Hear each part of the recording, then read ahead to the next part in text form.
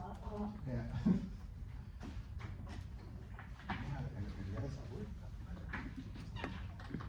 Like to shorten them or? Oh. Quite easy.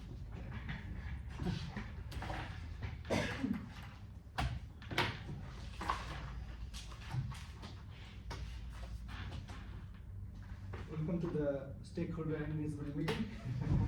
So, I hope it's about to midday. Yeah. Almost. Yeah. So we can talk about the sponsor analysis. So we have to analyze the sponsor first. So what type of personality he is, and we can depends on his personality and communication style, we can decide how to communicate with him for the project. So I go through the our sponsor Sam Assad's profile, and I found that he don't want to waste time. He wants the result oriented. He's the result oriented. He wants to know the answers, not the problem, and he asks you what. It's question marks.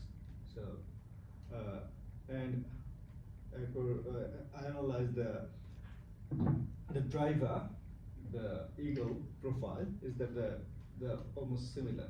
They value the results and wants to don't wants was time and wants to know what, and fears giving up control. So they want to control the situation, the thing. So according to my analysis, Sam Assad is a driver of the eagle, and we have to keep in mind that when we communicate with them, it should be precise and concise and result oriented. Yeah, I have very similar. He wants to see the results, so we need to show him as we go through the project of what the result is or will be, and whether it's been achieved. If there has been issues, to give him direct, detailed information, how you resolved it, how you overcome it, and then how it's going to be moved on past that too. So detailed and planned, but not miniature detailed. Detailed enough that gives him the view to know that you're going to succeed, but not detailed that he needs to know every time you all step of the way. I had pretty much the same as everyone else. I had a few extra comments there that he's someone who potentially could lead out of fear. So it's really important for people, if they say they're going to do something, to get it done. Has very high expectations of the team. Yes. So his belief is, well, you've been appointed to the job, so I expect you to do what you've been appointed to do. Results driven, so wants to know about the outcomes, doesn't really necessarily want to know the minor details about how you got there. And likes to have options. So if you've got a problem and you need to identify a solution, give him a couple of different options. Come to him with a solution, not a problem. Cool. So yeah, building on what everyone else has said really, but I thought the thing saying like he's expressed very high standards, but he says that he's okay with it if you accept the responsibility and you find a solution and you learn from it. So rather than, giving you a hard time for failing at something, he's like, well, you can learn from it. And if you do learn from it, don't make the same mistake again. Yeah. Yes. So that's He's not risk averse, that's what it was. It's not opposed to taking a risk, but justify it and then deliver the results. Yeah. Sounds good. So then for sponsor engagement, with this, there's a few ways that we need to engage with him to keep him informed for the project. The main one I would consider is the project status report, which is delivered at the end of each major phase. So that needs to be clear and concise with no extra fluff involved in it, so he has a very clear idea of where the project is at. With meetings, make sure that if he is involved in a meeting, that it actually has a purpose of him being there. It's not just a meeting to include him for the sake of being included. So have the purpose of the sponsor there, set the agenda and make sure you stick to it, make sure the meeting runs on time. If anything, if it finishes a little earlier, that'll probably make him happy. and if he requests a meeting, if he requests it, make sure that you come prepared with whatever he's requested of you, that you're on time as well with that too. And then in emails, again, include only what's needed to be known, be clear and concise, and then make sure that if there's any action required of him from that email, that the action's very, very clear. And if it's just an information email, make it, this is just for your information, no action is needed from your end as well. So that's what I had. What else did you guys have for that one? I think I agree with you all along, and I think the status report should be concise and should have all the information he needs. So to make it precise, we don't need to only few information, not provide all the information, but we need to provide all of the information, but in a precise and concise way. Yeah. So he knows everything, but not None of the extra fluff. stuff. He doesn't need to know how we're feeling about it, he just needs to know what's done. Yes, and I also feel that he need to be informed about all the inspection we do, like the whole point inspection and others. So I would like to keep him in the loop to inform that we have done and this is the outcome. Yep. So no need to action anything if it is not out of the scope or something like that. Yep. But I would keep him in the loop to inform that this is the outcome of the inspection. Anyone else? Oh, okay. Pretty much the same sort of thing. It's a bit of rinse and repeat, but yes, as you said before, information to be clear and precise. So reports to be, factual, precise. Emails, cut the fluff. To be to the point. People like this usually dot points work quite well. You have a heading and do some dot points. So it's nice and easy to read the points. It's probably the only thing separately I had different for yourself. So I thought I would probably use email most of the time, because that way it's not time sensitive and he can read it, and if you need to, it's one of those things where you can provide the point and the detail, but he doesn't need to read the detail unless he needs to. And I said I'd make sure to use the City of Rockingham procedures and forms. So I like there is that the Yeah. there is a form, like for instance, all the reports and all the plans that you do at the beginning, and then lessons learned log and all those things that City of Rockingham have got forms for. Just make sure you use them. Yeah, he'd be the type that would be unhappy if you did not. Yeah. And then the question mark emails, I would just be like, I would not try to get frazzled by it, and just be like,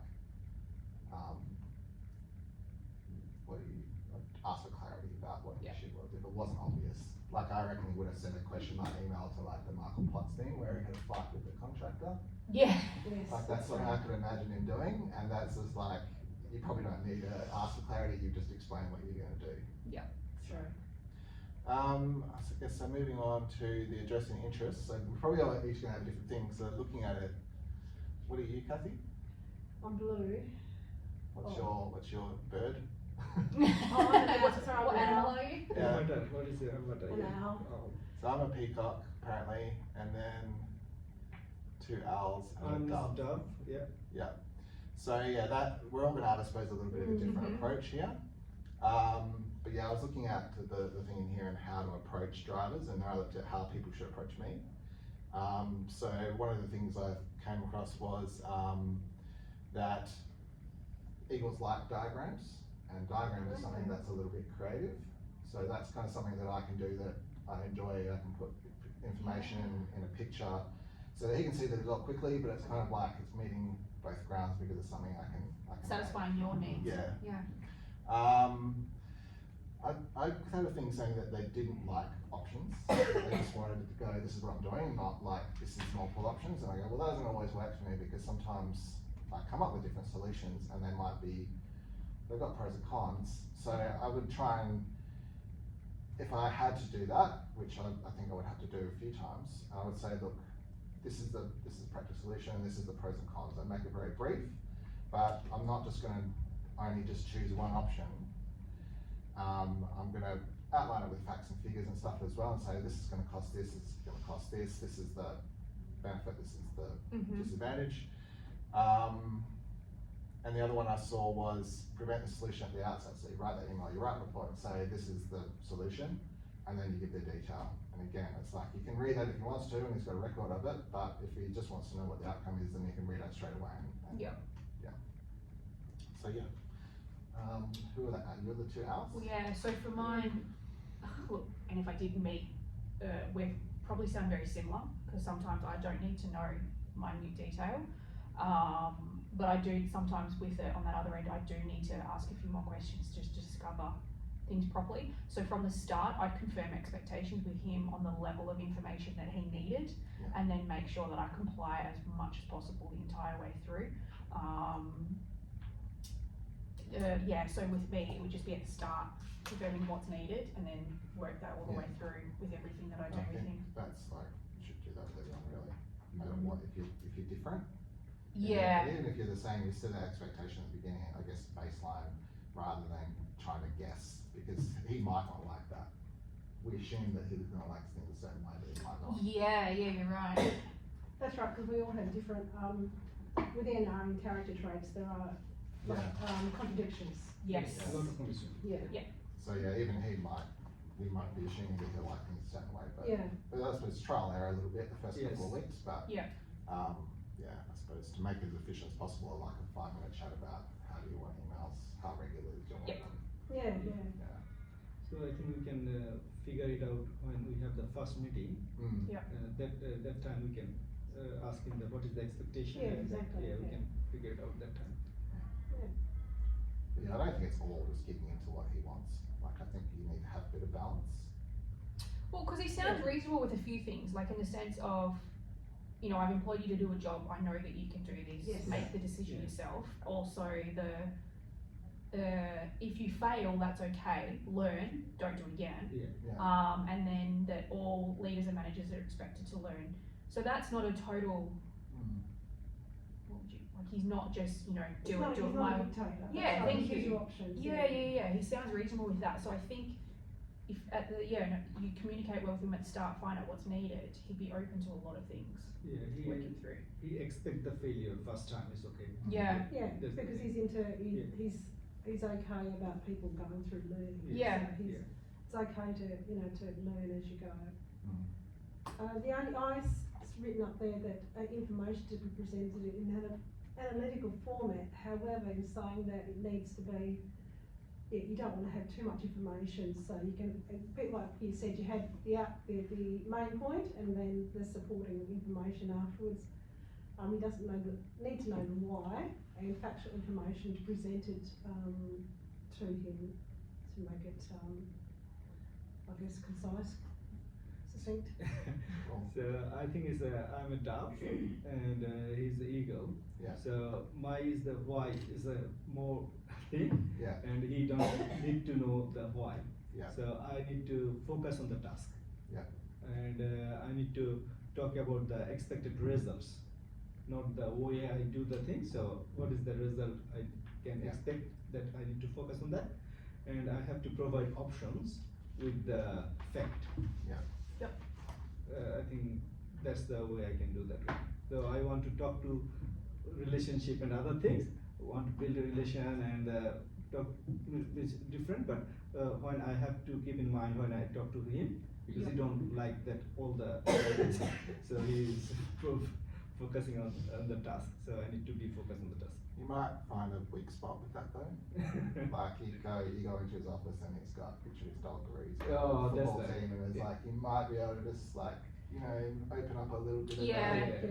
every now and then you get a little bit from them, but then they go straight back to. Yeah, but I think that's important because it kind of shows, you know, it's building a relationship, even though he's very straight on the line, doesn't want to mess around, and there's still some. Well, that's where it comes to with emotional intelligence in leaders, is even people like that who have got to that level, they need to understand that they sometimes have to adapt. So you may have to do that 5 minutes of chit chat, which I cannot stand in meetings half the times.